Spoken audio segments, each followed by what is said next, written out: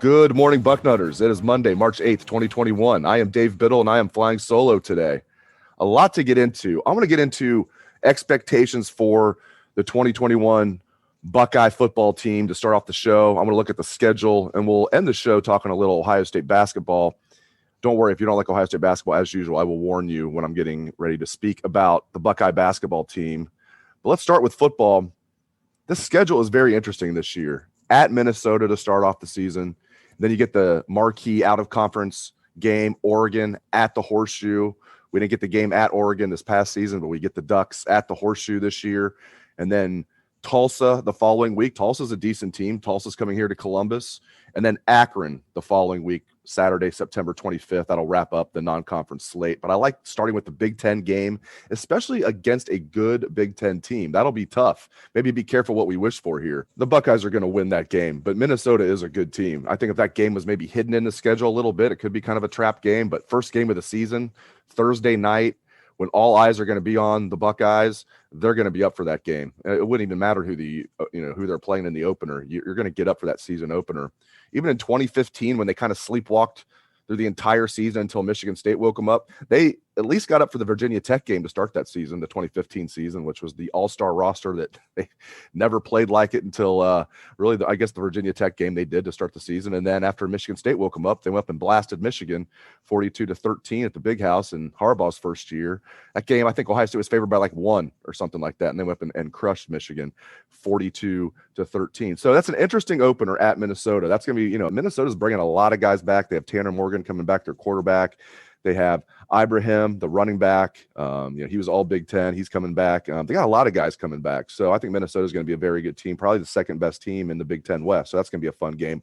Oregon, that's going to be a fun game. They are losing their quarterback. He transferred, but I think that's because he realized there was a young man in the program that was going to take his job, is my guess. That's going to be a fun game. Oregon, they are the co-favorites in the Pac-12 this year. When you look at the betting odds, USC and Oregon are bracketed right there. They've got the 11th best odds to win the national championship. So Oregon, you got to think they're going to be right around a top 10 team when they come to the Horseshoe. That's going to be a lot of fun. And then again, Tulsa and Akron wrap up the non-conference slate. And then Big Ten slate starts up again at Rutgers, and then Maryland at the Horseshoe, and then the Buckeyes have an off week. All right, Rutgers and Maryland, the Buckeyes are going to stomp both of them. I don't have any doubt about that. And then after the off week, it gets interesting. At Indiana, and I think the Buckeyes, even though they won the game, they're going to have a chip on their shoulder because, everybody told them how bad of a win that was for them last year over Indiana, the 7-point win over Indiana this past season. Everybody told them how bad of a win that was.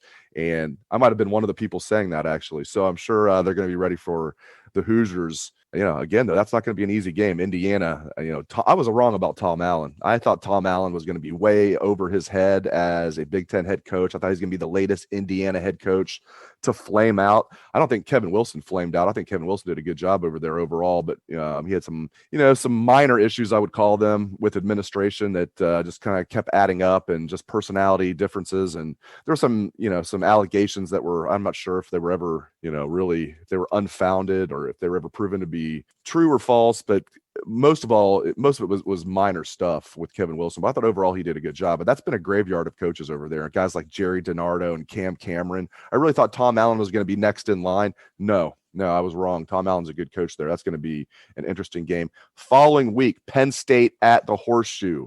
Little Halloween game, October 30th, Halloween Eve, Penn State at the Horseshoe. So that'll be fun. It's interesting because, Penn State, Ohio State played them last year in Beaver Stadium, but there were no fans there. So Ohio State got to avoid the whiteout. But so that's nice that Ohio State gets Penn State at the Horseshoe this year, but Ohio State has to go to Michigan. So you get, that's really unfortunate. The Buckeyes didn't get to play Michigan at home last year, and they won't get to play them at home again until 2022. So that's kind of weird. You kind of would like to think that because that game got canceled, that The Michigan game should be at the Horseshoe, but the Michigan game will be in Ann Arbor. We'll get to that in a second, but just running down the schedule. So after Penn State, which could be their toughest regular season game, we'll see. I think right now it might be Oregon. Oregon's going to be the highest ranked team they play in the regular season. At Indiana might be their toughest. Penn State just seems to always, usually they play Ohio State pretty well. So I'll say Penn State's going to be their toughest non-conference or their toughest conference game. And then the following week at Nebraska. Can Scott Frost figure it out in year 4? Again, this is kind of the reverse of what I was saying with Tom Allen. I thought Scott Frost was going to come in there and not bring Nebraska back to what it was in the 90s. They're not going to win 3 national championships in the same decade, but I thought he would bring them back to being a team that was consistently winning 9 games a year, 10 games, when you include the bowl game and everything. That's not even close to happening. Will it happen in year 4? I don't think so, but I do think that they'll be better. But Ohio State has to go to Nebraska Saturday, November 6th. Following week, Purdue at Ohio Stadium. A little time for some payback after a few years ago. They finally get the Boilermakers after that game in West Lafayette a few years ago where Purdue took it to them. So a little payback from a few years ago for the Buckeyes. The few remaining guys were on that team. Ryan Day was an assistant coach on that team, so he remembers it well. Following week, Michigan State in the Horseshoe, the final home game of the season, Saturday, November 20th. Michigan State's going to be bad again, my friends. They're not going to be good. They're not going to be good. And I like Mel Tucker, and I kind of root for them, so to speak. The enemy of your enemy is your friend, that type of thing. So I kind of always, not when they're playing Ohio State, obviously. I always root for Michigan State a little bit. Just make sure they're up there kind of tweaking Michigan a little bit, kind of just making sure they're just, not letting Michigan do everything that they want to do up there with recruits and just kind of, the enemy of your enemy is your friend. So Spartans coming to Ohio Stadium, that's not going to work out well for them. They're going to get blasted again. And then the game, after not getting it last year, which was, I guess fit in really well with 2020, not having the game for the first time. I mean, the game survived 2 world wars, it survived the Korean War, Vietnam War, and everything else. And but could not survive the Rona. And we're getting it this year, but we have to go to Ann Arbor, Michigan. Again, I really feel like it should be at Ohio State this year, but then again, I see both sides, I guess. It's like the Penn State game. I feel like really Penn State should probably get Ohio State at Beaver Stadium again this year with fans, since last year it wasn't even really a home game for them. Even though it was in their stadium, it really wasn't a home game. But Ohio State gets to avoid the whiteout last year, and then they get the Nittany Lions at home this year. So in that respect, it's fair that I guess that they have to play Michigan on the road for the second straight time in the game, and they don't get them at home. It's just weird that it's going to be since 2018 that there has been an Ohio State-Michigan game in the Horseshoe, but that'll change next year. We'll get there, but have to go to Michigan this year. Michigan's not going to be good.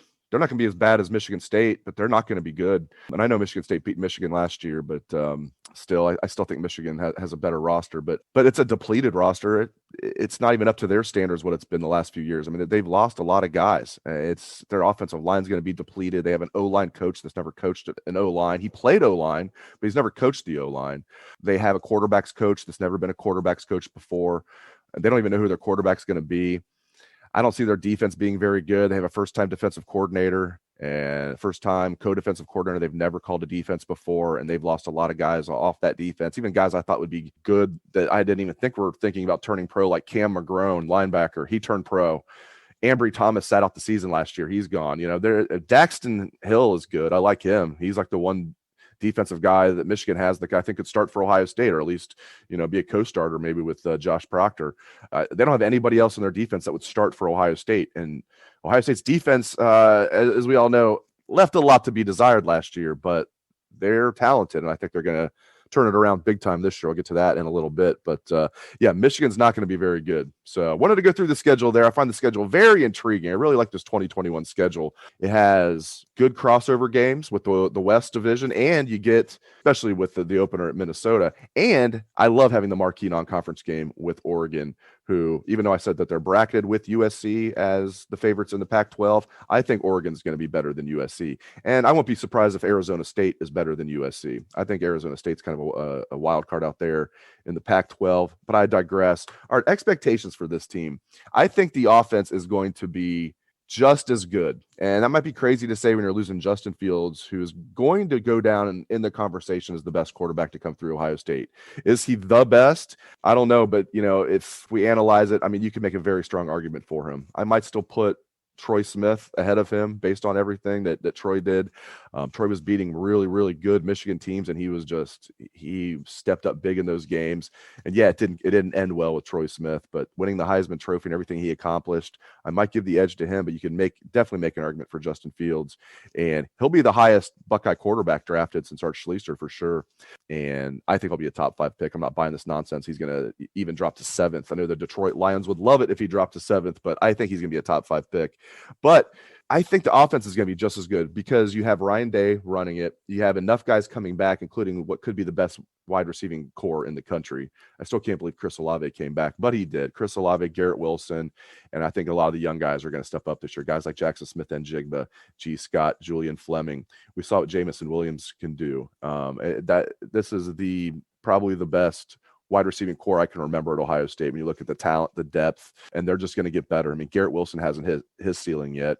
Chris Olave is going to get better, and he's about as polished as you can get, and he's going to get better. And those young guys are so green. They didn't even get a chance to play that much this year, those freshmen. And then the guys coming in, I think Marvin Harrison of that group, I say coming in, he's already here. I think Marvin Harrison of the 3 freshmen that are coming in this year, I think he's going to play the most. But Emeka Egbuka is probably going to be out there, and Jaden Ballard as well. But I think of the true freshmen, I think Marvin Harrison is going to play the most. But of the second-year receivers, I think Jackson Smith and Jigba is going to play the most. He did last year. I think he's going to be basically a starter. I think they're going to have a lot more 3 and 4 wide receiver sets, less 2 tight ends. Although they'll mix in, they like their 2 tight end sets, that 12 personnel. They'll mix in some 2 tight end sets this year, but I think we'll see less of it. There was a lot of it last year with Luke Farrell and Jeremy Ruckert. Farrell's gone, Ruckert's coming back. I think we're going to see more 12 personnel less 12 personnel and more 3 wide receiver sets with 1 tight end in there and 1 running back. So that's going to give guys like Jackson Smith and Jigba a chance to see the field a lot more. I think he's basically going to be that 3rd starter, kind of bracketed with Jamison Williams. And then a guy like G. Scott, I think, is going to take a big jump as a second-year guy. Same deal with Julian Fleming. So, and then the offensive line there, Mumford coming back is huge. It's similar like when you're losing Justin Fields and you say the offense is going to be just as good. It's like, what? I'll get to quarterbacks in just a second. Offensive line, you're losing Josh Myers and Wyatt Davis, and you don't think that's going to take a step back? That's crazy talk. But this offensive line is going to be really good. Really good. Thayer Munford coming back was huge. And Nicholas Petit-Ferrer had a great year. Matthew Jones really stepped up in his 3 starts. No one saw that coming. Paris Johnson is a second-year guy, is going to make a big jump. And I'm still confident Kerry Miller, former 5-star recruit, is going to be just fine at center. Light comes on for those third-year guys a lot of times on the offensive line. So I think Harry Miller is going to be just fine out there as a starting center. So I like the O-line. I love Ruckert coming back as a tight end. And then quarterbacks. All right.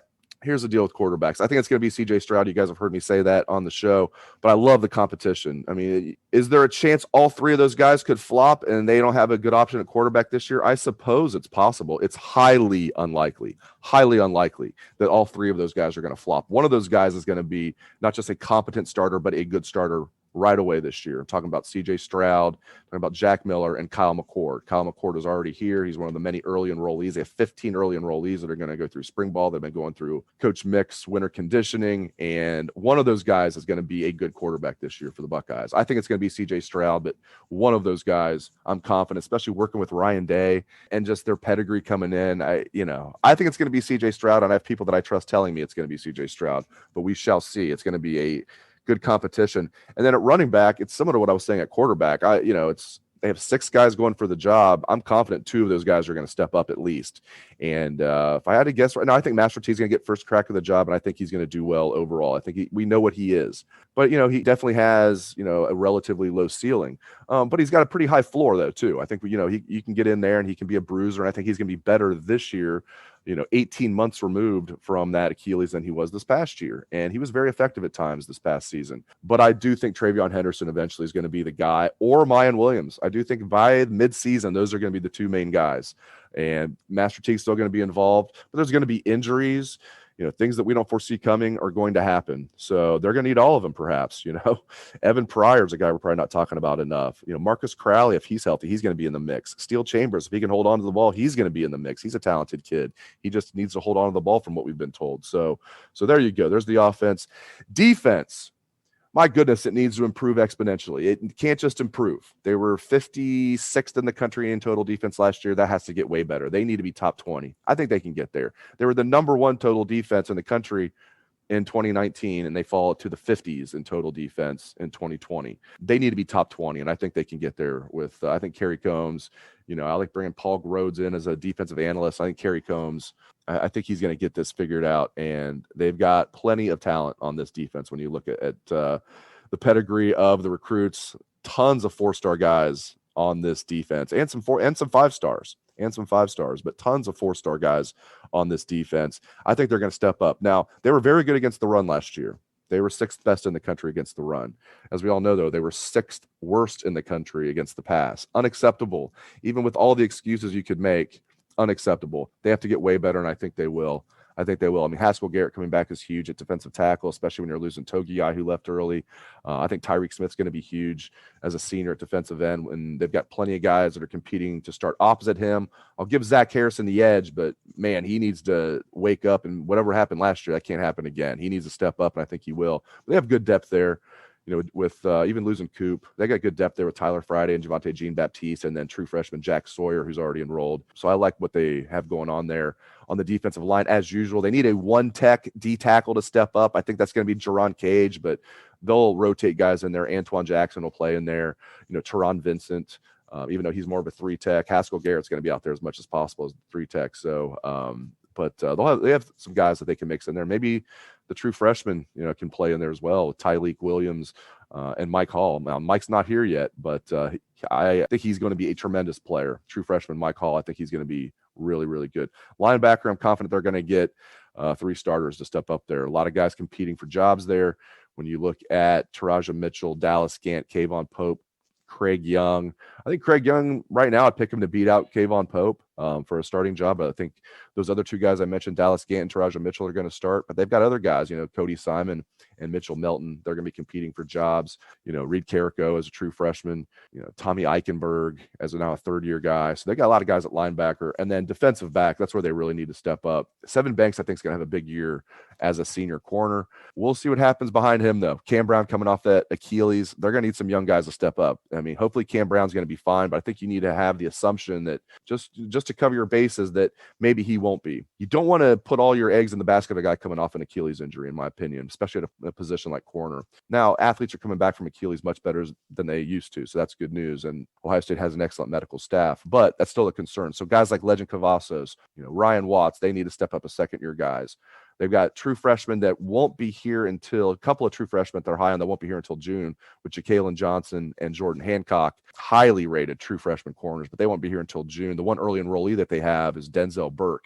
Those guys all need to step up. Cam Martinez is a slot corner. And it's a good thing that Marcus Williamson's coming back as a senior, 5th-year senior, taking advantage of that rule where last year didn't count as year of eligibility. So they need to find some corners, and I think they will. A guy like Legend Cavazos was a guy that the staff seemed pretty high on before he hurt his knee just before the season last year, and at least it wasn't a torn ACL or anything like that. I don't think he needed surgery on it or anything, or if he did, it was very minor surgery. So Legend Cavazos is a guy that I'm expecting to step up as a second-year guy. And then so at corner, we'll see. That's to be determined. I think they're going to get it figured out there, but they need to get it figured out. And until they do, it's definitely a question mark. Safety, I'm confident in safety. I love what I saw to Josh Proctor and Lathan Ransom last year. I think those guys are going to take the job and run with it. And I think we're going to see more 2 safeties together and less of the single high safety. All right, so there you have it. I was a little more long-winded there than I intended to be, but there you have it. There's my rundown of the personnel on the team this year. Expectations for the team, as you guys know, they don't change. I mean, they're the same as they always are. And if for some reason the talent wasn't where it needed to be or the coaching staff wasn't where it needed to be, maybe I'd say something different. But here's the expectations for this team. Win the Big Ten championship, go to the playoff, and at least compete for the national championship. And the ultimate goal, of course, is to win the national championship. Is your season a failure if you don't win the national championship? No. I've said on the show many times, I consider the 2020 season a success. When you win the Big Ten title, you get to the national championship game and you lose to a juggernaut in Alabama when a lot was stacked against you, not just Alabama being great, but you lose Trey Sermon on the first play of the game. You don't have Tommy Togiai in the game because of COVID. You don't have Tyreek Smith playing. It's just, I don't think they would have beaten Alabama regardless, but it wouldn't have been a blowout if all that didn't happen. If they were at full strength, that would have been a much better game. And I think we all forget Ohio State was going in to seemingly tie that game at 21-all. Late in the first half, they had to kick a field goal, and then it just snowballed from there. I mean, it wasn't like it was a blowout from the beginning. Ohio State was right in that game, and then it got away from them. But Alabama was the better team. Even if Ohio State was at full strength, Alabama was the better team. But the expectations don't change, my friends. You guys all know that. That's the expectation. You're going to win the game. You're going to go through the regular season undefeated. You're going to win the Big Ten championship. You're going to make the college football playoff, and you're going to at least compete for a national championship and hopefully win a national championship. So there you go. All right, let's switch gears, talk a little basketball. As you guys know, if you're not into hoops, great talking to you. I appreciate you guys stopping by. We'll talk to you on Wednesday, and Dan Rubin will talk to you tomorrow. But Ohio State basketball, not a good time to be on a 4-game losing streak entering March, but that's what they are after they closed the regular season with the loss to Illinois this past Saturday. So dropped 4 straight, but they're still, like, in all the computers, still have them as a top 10 team, and they're at the very worst will be a 3 seed in the NCAA tournament. So the sky is not falling, but they've got to rebound pretty quickly here. I mean, they've got to get their confidence back. They're going to be a number 5 seed in the Big Ten tournament this coming week. They will play on Thursday. They get 1 bye. They don't get the double bye, but they get a single bye, and they will play the winner of Minnesota Northwestern on Thursday. And if they win, they'll play Purdue in the quarterfinals on Friday, and that'll be interesting if that happens because Purdue, of course, swept Ohio State during the regular season, so that'd be a good chance to exact some revenge on the Boilermakers. Listen, I still am happy with the way the regular season went overall. 5th place in the Big Ten. I thought they'd be right around there, 5th or 6th. So, the 4-game losing streak stings, but this is a really good team. I still believe that, and I still expect them to go to the Sweet 16, and we'll see from there. Entering the year, I kind of thought that was their ceiling, Sweet 16. I thought they just didn't have quite enough offensive firepower, and if Dwayne Washington isn't on, and they don't have too many guys that can find their own shot, although I love E.J. Liddell. I love him. He can find his own shot. He's, for a big guy, he can do the step back. He's shooting a 3 now, but still, they're like feel like they're like a scorer away and maybe a rim protector away from being a team that I would project to go to the Final Four. But I like this team, and they're going to be a tough out. Hopefully they can get their confidence back. But Big Ten tournament this week. Again, they'll play on Thursday. They will play the winner of Minnesota Northwestern. Buckeyes have the number 5 seed, and if they're able to beat the winner of Minnesota Northwestern, they will play Purdue in the quarterfinals on Friday. So there you go. There you have it. Thank you for joining me on this solo edition of the Bucknuts Morning 5. I hope all of you have a great day. Let's hear that Buckeye swag, best damn band in the land.